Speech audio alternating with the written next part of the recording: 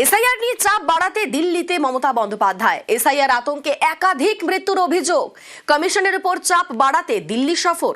মুখ্য নির্বাচন কমিশনারের সঙ্গে সাক্ষাতের তোড়জোড়। বাংলার মুখ্যমন্ত্রীর সঙ্গে দিল্লিতে মৃতদের পরিজনরাও।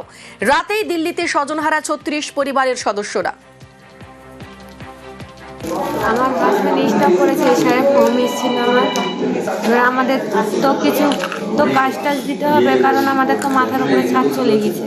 আমার দুটো বাচ্চা, অথচ আমি 4 মাসের প্রেগনেন্ট। আমার মাথার উপরে আর কেউ নাই। তেমন একটা ব্যবস্থা করে দিতে বলুন, যাতে আমি কাজ করে বাচ্চা দুটোকে মানুষ করতে পারি। শিলিগুড়িতে আত্মঘাতী বিএলও। তিস্তায় ঝাঁপ দিয়ে আত্মহত্যা বিএলওর। আত্মঘাতী বিএলও শ্রবণ কুমার কাহার। শিলিগুড়ির ৪৭ নম্বর বুথের বিএলওর আত্মহত্যা। কাজের চাপেই আত্মঘাতী বলে দাবি পরিজনদের। বিএলওর মৃত্যুতে রিপোর্ট তলব কমিশনের। এই চাপ, এই প্রত্যেক দিন খামখেয়ালি বানা, এক এক দিনের এক একটা ফতোয়া, তারপরে বলছে এই হেয়ারিং এর জন্য খবর দাও, মানে সমস্ত বিএলওদের গায়ে চাপিয়ে দিয়েছে। পাবলিক অসন্তুষ্ট হচ্ছে। প্রথমে তো কাউকে পাচ্ছে না, বিএলওদেরই পাচ্ছে, বিএলওদেরই চাপ দিচ্ছে। এই চাপে একের পর এক কত মৃত্যু আমাদের দেখতে হবে। অত্যন্ত দুঃখজনক ঘটনা।